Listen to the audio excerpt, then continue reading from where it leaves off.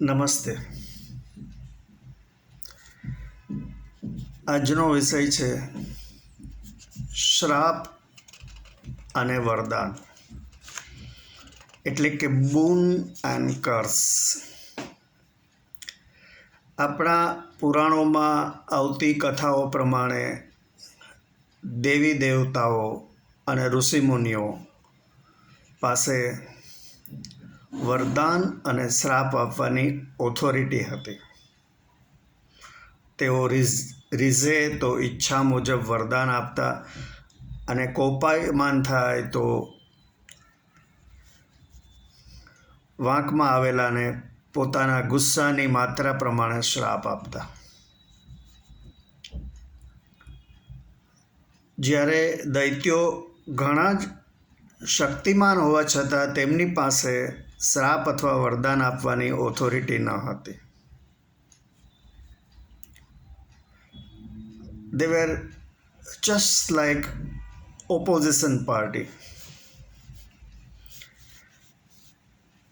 ઇન્દ્ર સાથેના તેના સંબંધની શંકાએ અહિલ્યાને તેના પતિ ગૌતમ ઋષિએ જ શ્રાપ આપી પથ્થર બનાવી દીધી હતી.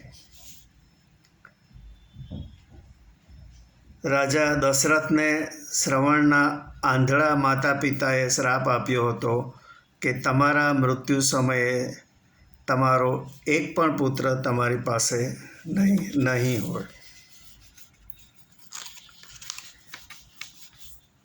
રાવણ, હિરણ્યકશ્યપ, તારકાસુર જેવા અસુરોએ મેળવેલા વરદાનોથી મોટા ત્રાસવાદીઓ થઈ ગયેલા.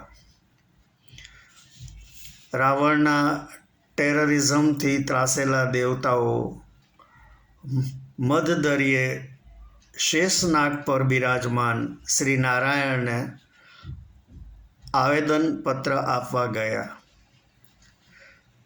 ત્યારબાદ વિષ્ણુએ શ્રીરામનો અવતાર લીધો. રાજા દશરથના જ્યેષ્ઠ પુત્ર શ્રીરામ મોટા થયા, તેમના વિવાહ થયા, સીતા માતા સાથે તેમના વિવાહ થયા અને તેમનો રાજ્યાભિષેક થતાં પહેલાં જ રાજા દશરથે રાણી કૈકેયીને આપેલા 2 વરદાન આડા ઉતર્યા. રામ, લક્ષ્મણ અને સીતા અયોધ્યા છોડી 14 વર્ષ માટે વનવાસમાં ગયા. 13.5 વર્ષ બાદ રાવણે સીતાનું હરણ કરી ગયો અને તે કારણસર રામ રાવણનું યુદ્ધ થયું અને રામે રાવણનો વધ કર્યો.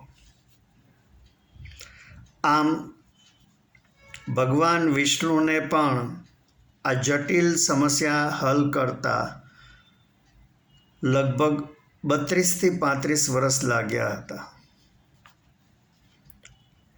આટલા લાંબા સમયમાં કેટલો ત્રાસવાદ ચાલ્યો હશે અને કેટલો વિનાશ વેરાયો હશે. આ બધી ખૂબ વધુ પડતી ગડબડોને કારણે કોઈ સુપ્રીમ પાવરે શ્રાપ અને વરદાનની પ્રથા સંપૂર્ણપણે નાબૂદ કરી દીધી. કોણે કરી, ક્યારે કરી અને શા માટે કરી એનો ક્યાંય ઉલ્લેખ નથી. પરંતુ આના પરિણામે કોઈને કોઈ વરદાન પ્રાપ્ત કરવા માટે તપ કરનારાઓએ તપ કરવાનું છોડી દીધું. નાહકના શું સમય અને શક્તિ બરબાદ કરવા. ઋષિમુનિઓ પણ ધીમે ધીમે વિલુપ્ત થઈ ગયા. વન નાશ પામ્યા. જ્યાં જ્યાં વન હતા ત્યાંથી મોટા મોટા હાઈવે, રેલવે ટ્રેક, ઇન્ડસ્ટ્રીઝ બની ગયા. દૈત્યો માનવો સાથે ભળી ગયા. આકાશમાં અસંખ્ય એરલાઇન્સની ફ્લાઇટ્સ ફરતી હોવાથી જોખમ નિવારવા નારદજી અને અન્ય દેવતાઓએ ધરતીના ફેરા બંધ કરી દીધા. ચિત્રગુપ્તે વહીવટ ખૂબ વધી જતાં ચોપડા કાઢી અને સુપર કમ્પ્યુટર વસાવી લીધા. 825 કરોડ આત્માનો વહીવટ એ ગંજાવર વર્ગ છે. સમસ્યાઓ દિવસે દિવસે જટિલ થતી જાય છે. કેવી રીતે કંટ્રોલ કરવું એક ખૂબ જ વિકટ પ્રશ્ન છે. જય ભગવાન. આપને મારી આ વાત ગમી હોય તો મારા વિડીયોને લાઈક કરજો, આપના ગ્રુપમાં શેર કરજો અને મારી ચેનલને સબસ્ક્રાઈબ કરજો. આભાર. આવજો.